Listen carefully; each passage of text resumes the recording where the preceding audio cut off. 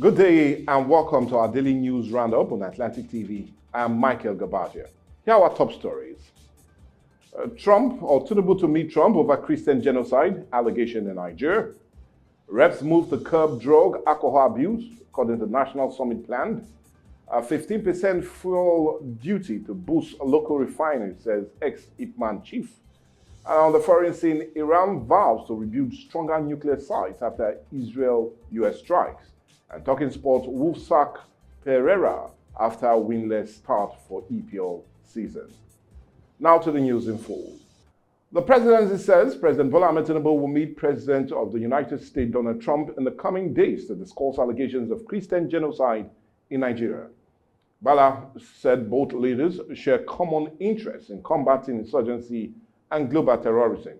He highlighted that Trump previously supported Nigeria through arms sales, which Tinubu administration had leveraged to record what he described as massive results in the fight against terrorism. The planned meeting follows Trump's recent comment accusing the Nigerian government of ignoring attacks on Christians and his decision to classify Nigeria as a country of particular concern. In a post on Friday, Trump claimed thousands of Christians have been killed in Nigeria, calling a congressional investigation and possible action against the Nigerian government. The statement has since generated widespread debate over the accuracy of his claim and its potential diplomatic implications. The presidency insisted that the meeting aimed to strengthen bilateral relations and clear misconceptions surrounding the country's counter-terrorism record, as both leaders prepared for high-level discussion in the coming days. Special advisor to the president on publicity or policy communication, Daniel Bala, confirmed this via a post on X, noting that the talks will center on counter-terrorism cooperation and clarifying misconception about terrorist attack in Nigeria. Away from that, the federal government has officially transferred the completion of key federal road projects in Abia State to the state government. Minister of Works David Mahi announced the move on behalf of President Bola Ahmed Tinubu during a grand civic reception for Governor Alex Otti at the Eyimba International Stadium in Aba. Governor Alex Otti expressed gratitude to President Tinubu for granting Abia approval to take over the roads, describing this as a practical step that directed benefits to the citizens. Earlier, the minister, alongside Otti and members of the National Assembly, inspected ongoing works on the 56.1-kilometer Umuahia town or Toa Aba section of the Enugu-Port Harcourt dual carriageway. Umuahia criticized the Arab contractors for delays and gave them a one-month deadline to deliver the remaining 4 kilometers of the project. He also inspected the Aba-Port Harcourt section handled by CCECC, warning that poor-performing firms risk contract termination. Stakeholders have hailed the federal government collaboration as a pragmatic model that could fast-track road development, boost trade, and strengthen regional integration across the southeast.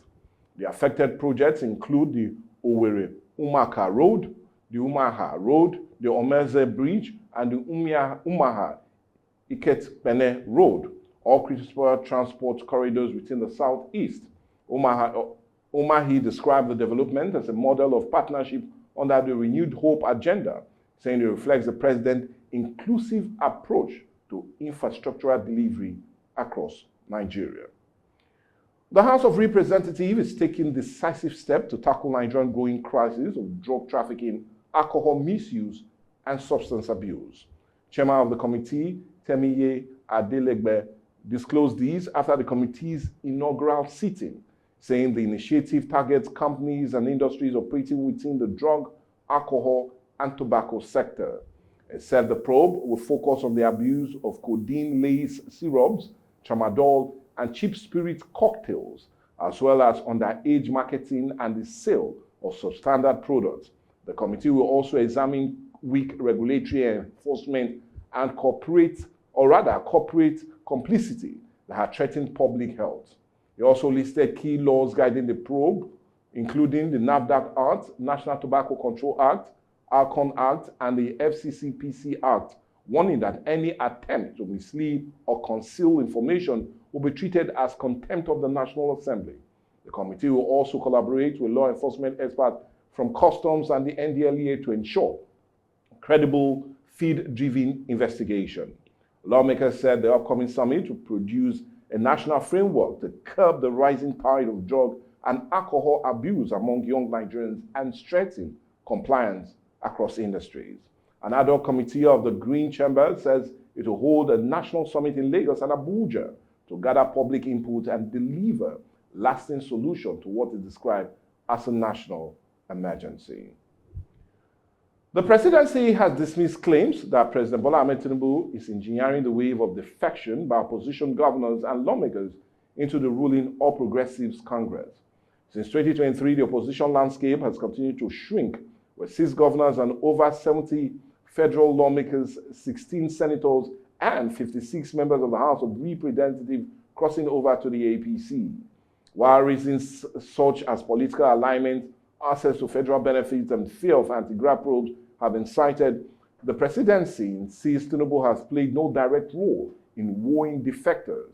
Meanwhile, the Minority Caucus in the House of Representatives have vowed to take legal and parliamentary steps to challenge what it calls unconstitutional defections, warning that sanctity of opposition parties or politics must be preserved. The presidency, however, maintained that the administration remained focused on governance and national security, urging states to do more with increased revenues at their disposal. As Nigerian political landscape realigns ahead of the 2027, the gale of defections continue to withdraw or redraw the balance of power, leaving the opposition searching for a new foothold in the nation's democracy. A senior administration official told newsmen that the defectors had joined the APC on their own, attracted by what he described as the president's fairness and open-door leadership style. A former National Operation Controller of the Independent Petroleum Marketers Association of Nigeria, Mike Osatuyi, has applauded President Bola Ahmed Tinubu's approval for 15% import duty on petrol and diesel, describing it as a strategic move to protect local refineries and attract fresh interest or investment into the downstream oil sector. He explained that the new import tariff would discourage the influx of cheap refined products, encourage domestic production, and generate more revenue for the federal, state, and local governments. The former IPMAN official added that the initiative could also boost foreign exchange savings, stabilize Naira, and promote job creation in the energy sector. Osatuyi maintained that the import duty policy shows that Tinubu administration resolve to secure and sustain local investment in the nation's petroleum industry. Analysts believe the new tariff could mark a turning point for Nigeria's refining sector, especially as the Dangote refinery and other modular plants ramp up operations across the country. Report has it that the policy signed on October 29 would increase landing costs of imported fuel, strengthen competition, and enhance the visibility of private and modular refineries across the country. Nigerian Minister of Power, Adebayo Adelabu, has raised alarm over the nation's huge energy waste, revealing that more than 10,000 megawatts of power are stranded in idle plants across the country. The minister lamented that Nigerians continue to build power assets worth billions of naira while leaving existing ones idle. He cited the aluminium cementing company in Akwa Ibom, which has 6 90-megawatt turbines, totaling 540 megawatts, left dormant for nearly 20 years due to a transmission gap. Adelabu described the situation as wasteful and careless, saying the unused energy could power industries, create jobs, and even support electricity exports through regional power pools. He called for urgent reforms to upgrade transmission infrastructure, close the metering gap, and ensure efficient power delivery across the country. Nigeria installed capacity stands at over 13,000 megawatts, but only about 4,000 megawatts reach consumers daily, a gap the minister says must be closed to unlock the nation's true economic potential. Speaking at the Nigerian Energy Conference in Lagos, Adelabu said the challenges is no longer power generation, but poor transmission and distribution system preventing energy from reaching homes and industries.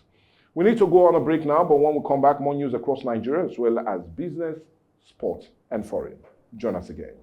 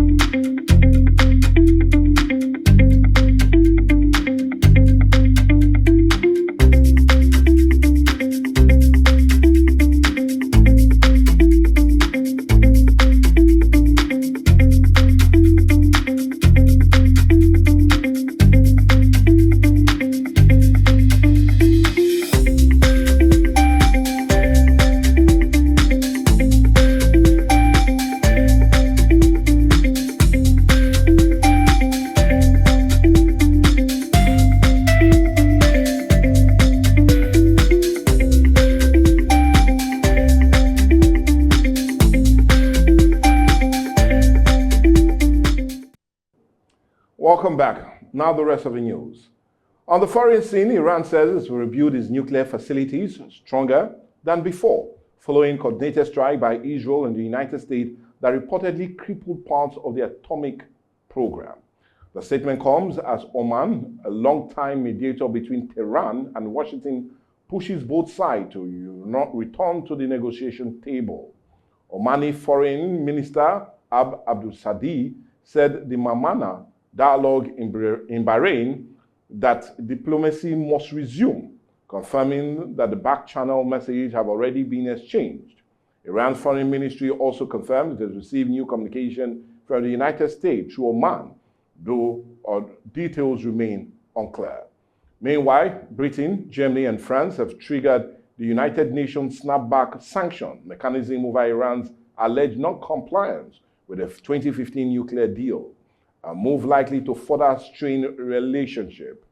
The United States have claimed its strikes wiped out Iran's nuclear capabilities, but Iran insists the program will bounce back, signaling the long-running nuclear standoff may be far from over.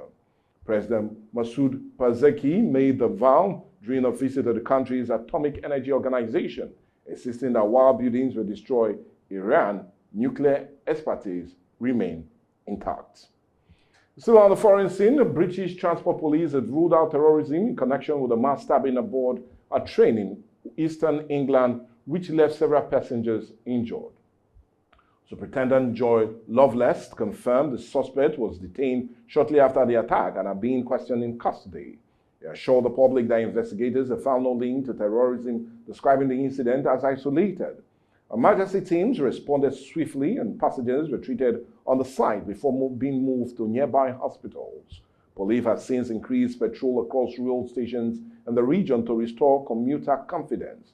Officials are urging witnesses to come forward as investigations continue into what authorities describe as a serious but contained incident. Authorities said 2 British nationals have been arrested on suspicion of attempted murder at a 2-year-old black British man and also at a 5-year-old Caribbean descent. Now to the sporting scene. In England, Wolverhampton Wanderers have parted ways with head coach Victor Pereira after a disastrous start to the 2025-2026 Premier League campaign. The club confirmed the decision in a statement on Sunday, describing the team result and performance as below acceptable standard. Pereira, who took charge last December, helped Wolves avoid relegation last season but could not replicate that form this term. Wolves have lost 8 and drawn 2 of their opening 10 games. Under 21 head coach James Collins and under 18 boss Richard Walker will temporarily take charge while the club search for a permanent replacement. Executive Chairman Jeff Shee thanked Pereira and his staff for their service but admitted the poor start forced the board's hand. Wolves have not provided a timeline for announcing the next head coach. The Molex side return to Premier League's action next weekend, hoping for a fresh start under interim management. The Portuguese manager was dismissed after failing to win any of his opening 10 league games, leaving Wolves bottom of the table with just 2 points and 8 adrift of safety. Still talking sports, the stage is set for a thrilling DFB Pokal round of 16 showdown as Borussia Dortmund will host Bundesliga leaders Bayern Leverkusen in one of the standoff towers. Sunday draw also handed defending champions Stuttgart a home clash against second-tier Bochum. YBB Leipzig, twice winners, will welcome Bundesliga second side Magdeburg. Elsewhere, Borussia Mönchengladbach take on St. Pauli, and Hamburg are set to battle Kiel in an all-northern affair. Bayern, who haven't reached the semi-finals since 2020, will be desperate to avoid another early exit when the matches kick off in December. From Dortmund to Munich, football fans are bracing for high-stake clashes as Germany top clubs vie for a place in the quarterfinals of the DFB Pokal. Meanwhile, record 20-time champions Bayern Munich face a tough trip to Union Berlin as they aim to end a 4-year wait for the club or cup glory. And that's sporting news and the news right here on Atlantic TV. We'll always inform you that if you have any news worthy to be reached, or rather to be read right here on our platform, please do reach us on our different social media platforms, and we'll have them right here. I still remain Michael Gobadia. Bye for now.